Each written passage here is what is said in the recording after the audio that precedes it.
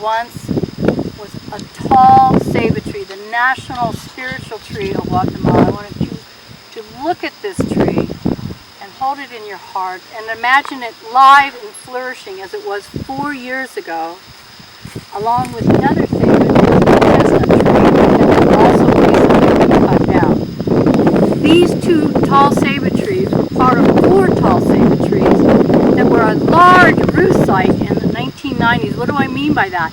Over 250 yellow-naped Amazon parrots came here to breed, and in these trees to roost for the night.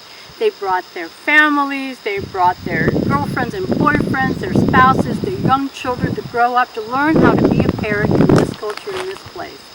And in 1995, this area turned into sugarcane, and it took down 2 of the 4 ceiba trees that you see here.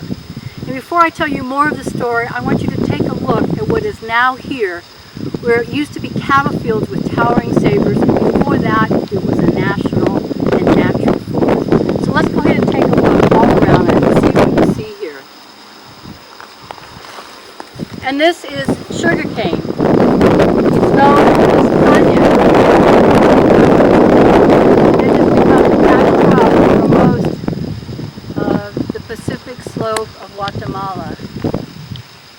And it's been deadly to the habitat here and to the animals and to the people here. But you know, it almost didn't matter, because you know how many parrots were left coming to these 2 remaining ceiba trees from 1995 to when we started counting again in 2009? 2 parrots spent the night in these trees in 2013, the last time I was here. 2 parrots down from 215. That's a over 99% drop in the population in Guatemala. So the birds just went away. Where did they go? They went into people's cages all over the world. If they made it that far, 50 to 90% of them die within the first year. And now, with these 2 trees down, what will become of this culture of parrots? I came here today to see if maybe the birds have started to come back. We've been trying to protect them, and I wanted to see these 2 trees, and as we drove up, all I see are the remains of trees, and all I see are the remains of a habitat that was once biodiverse, and now is full of a product for human consumption. And so I want us to just take a moment and breathe deep. Breathe in the air that is full of the ash of sugarcane and the smoke from the burning fields around us, and the remains in the dust of this ceiba tree. And imagine what was. And while we do that, I'm going to imagine what could be.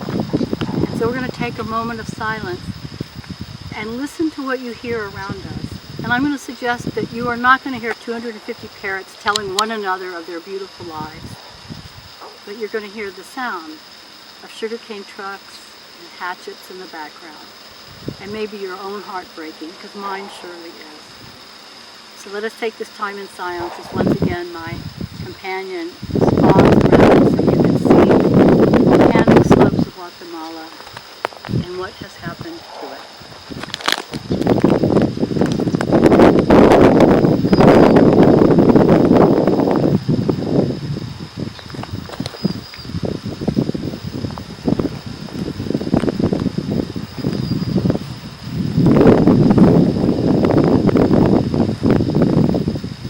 Thank you for your attention.